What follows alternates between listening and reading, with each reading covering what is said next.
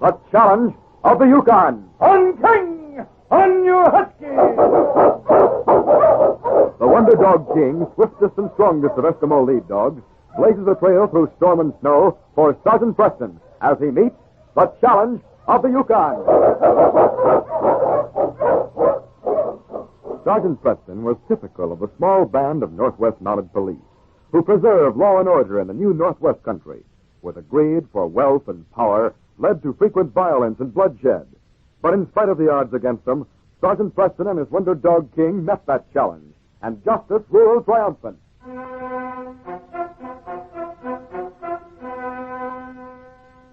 Sergeant Preston of the Northwest Mounted stood with Jim Peters watching the passengers disembark from the riverboat Bonanza Belle.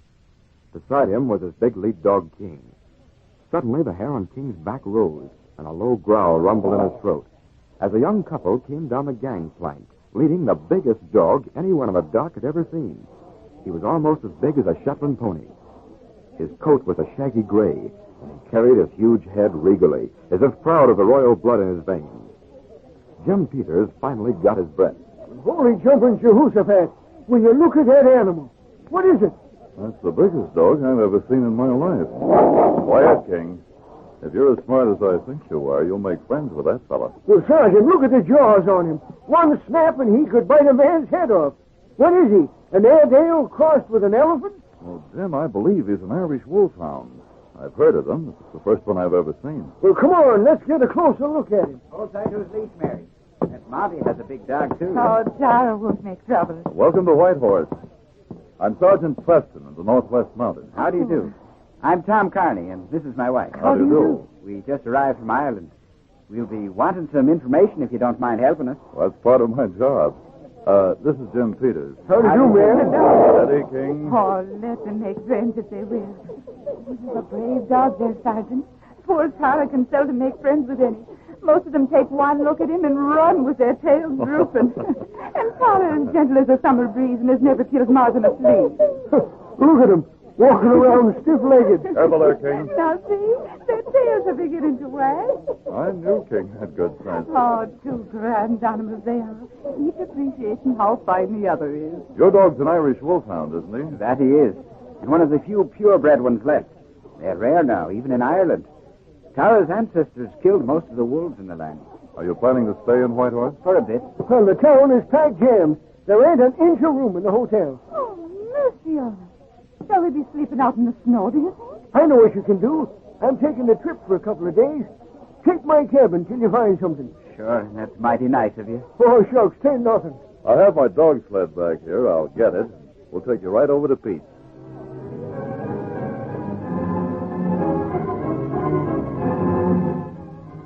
Sergeant Preston had arrived to say goodbye to Tom and Mary the evening before they left for the north. Mary smiled as she watched King and Tara greet each other. Oh, sure, and it tickles me to watch these dogs when they meet, trying to be dignified in spite of their pleasure at seeing each other. I think we'd better put them out, Mary. They're rather large for this place. Good idea. They take up all the room. Come, Tara. You and King, outside for a while. Out now. Where'd you go? Looks as if you're all ready for your trip, Tom. It's what we wanted to talk to you about, Sergeant. You've been very kind, helping us and asking no questions. Mary and I have decided to tell you our secret. You've probably been wondering why we came to this country. Well, most people come for one reason, gold. That's why we came. My grandfather took gold out of this land, but he was old and left his claim to come back to Ireland to die. He divided his wealth, and because I was the youngest and like adventure, he left the claim to me. I have the map here to show it. Here. Oh? They tell me you know this country like the palm of your hand. Tell me, would this spot be hard to find? Let's see. I wonder how your grandfather ever found this. It's in a very isolated section. Do you think we could locate it? It won't be easy, Tom. I'd feel better about it if you'd had more experience in this country. Oh, don't worry about us, Sergeant. Tom and I have trailed all over the roughest spots of Ireland. But this is far north. The cold up there will be terrific in a week or so. I'm going north in about 3 weeks if you'll wait. I'm afraid we'd slow you down. Mary and I will take it in easy stages. You may even catch up with us. Well, it's up to you, Tom. Now, here's what I'd suggest you do.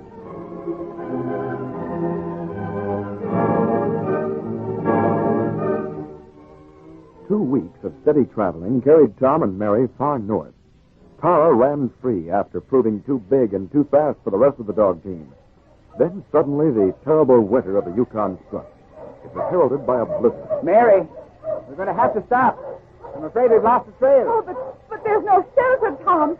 No trees. There's no way of finding any. I don't know north from south. Oh, you dogs. We'll wait till this blizzard is over. Best thing to do is get into our sleeping bags and pray that by morning the storm is over and we're still alive. I'll help unload. Stay close to Mary, Tara. And shelter her from the wind.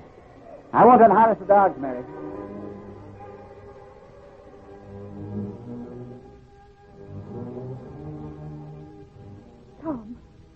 Tom, wake up, wake up. Yes? Yes, my darling. Are you all right?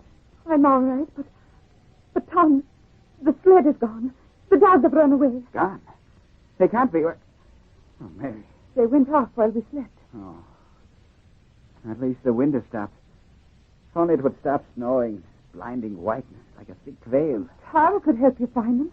Well, Tom, you must go at once. All our supplies are on that sled. But I can't leave you alone. I may not be able to find you. Oh, Tara will bring you back to me. I'll be all right. Oh, very well. I'll leave the rifle with you and the cartridges I have in my pocket. They're all I have. The rest are in the sled. Oh, don't worry about me, my darling. Go now. And the saints be with you.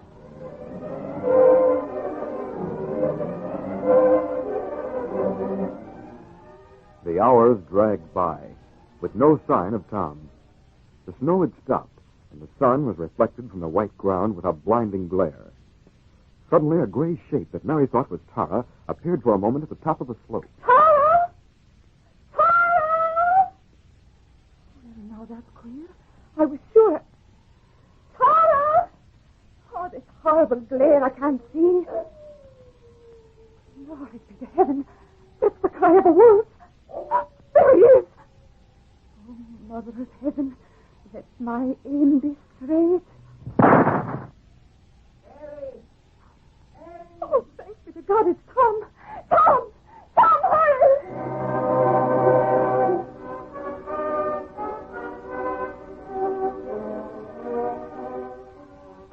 But Tom, where are the dogs?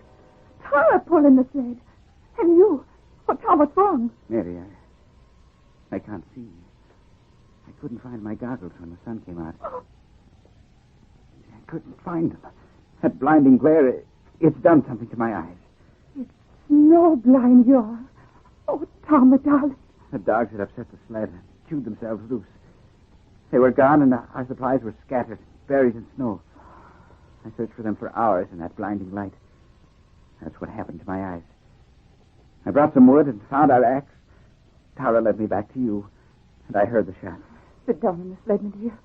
I'll put a scarf over your eyes. Let Tara loosen the harness. Oh, all right. Let me undo that strap, fella. Mary, why did you shoot? Why, Oh, sure, and I just imagined I saw something on the slope. Oh, here, now, let me bind this around your eyes. What's that? Sounded like a wolf calling to its mate. Oh, Tara, come back! Tommy's gone after it. Tara, no! Mary, we must let him go. That wolf will draw a pack if he stays alive. Tara's our only hope. Oh, heaven help the brave heart of him. Can you see him, Mary? Tell me. Tara's gone over the top of the slope. There's the wolf. It's running across the plain. And now Tara's... Oh, Tom, they're fighting. It won't last long, Mary. All the blood of Tara's ancestors is boiling in his veins. This is what he was born and bred for. Tara's come into his home. Oh, it didn't last long, Tom. Tara's coming back.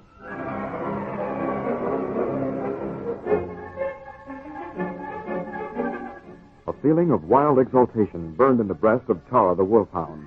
Through all the years of gentle living, there had been a feeling deep inside him, a power that cried for expression. Now he knew what it was he had craved, the chase and the kill. Dawn found him pacing back and forth, a deep whine in his throat. What is it, boy? Go on, fella. Go and hunt and eat your fill. We're safe as long as it's light.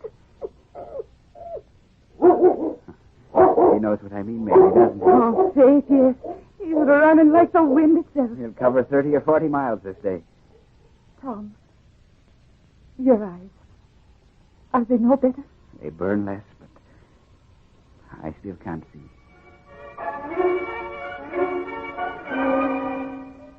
Sergeant Preston had headed north earlier than he had planned, prompted by a feeling of anxiety about his new friends.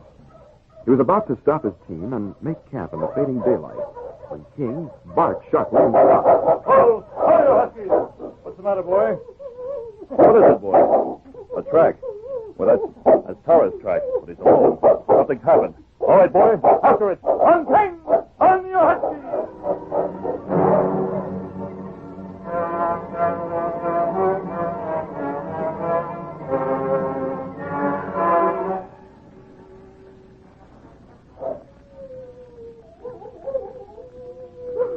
Oh, there it is again, Tom. And it's more wolves than one. They're answering each other.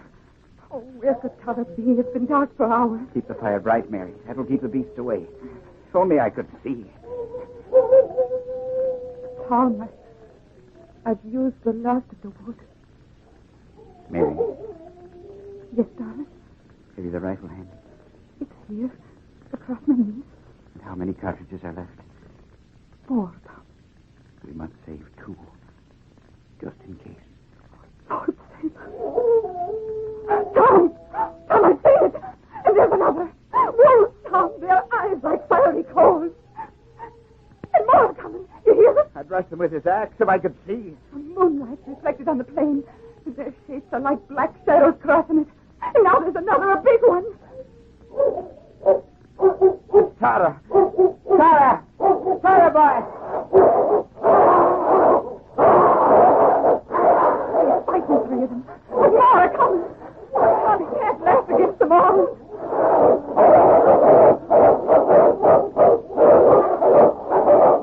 Mary, listen at the dog's bark. Can you see? That last one. It is a dog. Why, he's fighting at Tara's side. He's helping him. Tom, it's King. King. If it's King, Sergeant Preston must be here. Oh, God, we thank thee, Tom.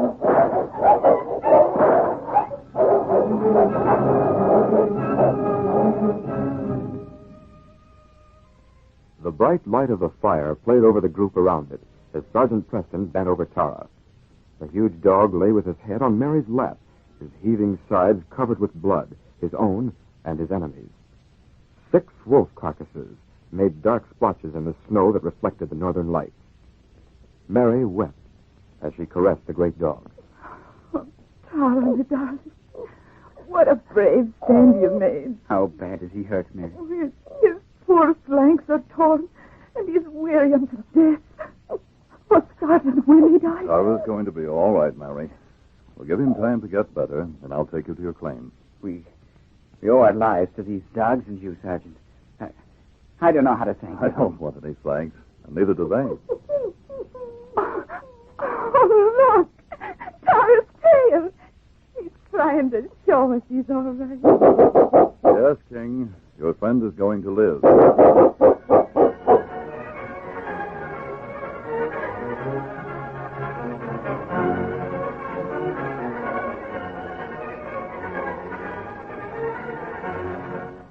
These copyrighted dramas originate in the studios of WXYZ Detroit, and all characters, names, places, and incidents used are fictitious. They are sent to you each week at the same time and reach you from our transcription studios. Hal Neal speaking. This is the Michigan Radio Network.